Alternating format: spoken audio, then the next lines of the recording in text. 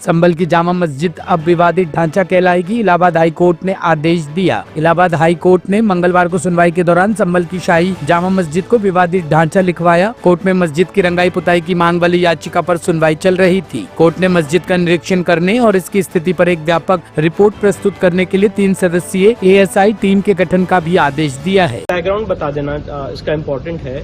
19 नवंबर 2024 का जो सिविल जज सीनियर डिवीजन चंदौसी साहब का ऑर्डर है, जिससे एडवोकेट कमिश्नर की नियुक्ति की गई थी, इस आदेश को वहां की मॉस कमेटी ने ऑनरेबल इलाहाबाद हाईकोर्ट में सिविल डिवीजन के द्वारा चैलेंज किया।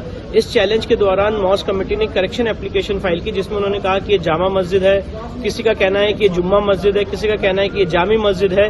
तो ये बात आज ऑनरेबल इलाहाबाद हाईकोर्ट के सामने आई थी। उस दौरान हमारे जो सीनियर हरिशंकर जैन साहब, उन्होंने पॉइंट आउट किया कि जब तक ये सिविल डिवीजन फाइनली डिसाइड नहीं हो जाता है, तब तक ऑनरेबल इलाहाबाद हाईकोर्ट इसे मॉस के रूप में ना प्रयोग करे, उसको डिस्प्यूटेड स्ट्रक्चर के रूप में कहा जाए। और मैं आपको बताना चाहता हूं कि राम मंदिर बाबरी मस्जिद के केस में भी जब वो 70 साल केस चला तो उसको डिस्प्यूटेड स्ट्रक्चर के रूप में ही टर्म किया जाता था। एक प्रैक्टिस है और एक जुडिशियल नॉर्म है कि जब कोई सिविल डिस्प्यूट कोर्ट में पेंडिंग है और एक पक्ष ये कह रहा है कि मस्जिद और दूसरा पक्ष ये कह रहा है कि यहाँ पे सारे कैरेक्टरिस्टिक्स हैं हिंदू मंदिर के, तो जब तक वो केस फाइनली डिसाइड ना हो जाए उसे डिस्प्यूटेड स्ट्रक्चर के रूप में ही प्रयोग किया जाता है। और इसका यह मतलब नहीं कि कोर्ट ने इसको मस्जिद मान लिया या कोर्ट ने इसको मंदिर मान लिया। जब तक कोर्ट इसको फाइनली डिसाइड नहीं कर देता है, तब तक इस एरिया को विवादित स्ट्रक्चर, डिस्प्यूटेड स्ट्रक्चर के रूप में ही कहा जाता है।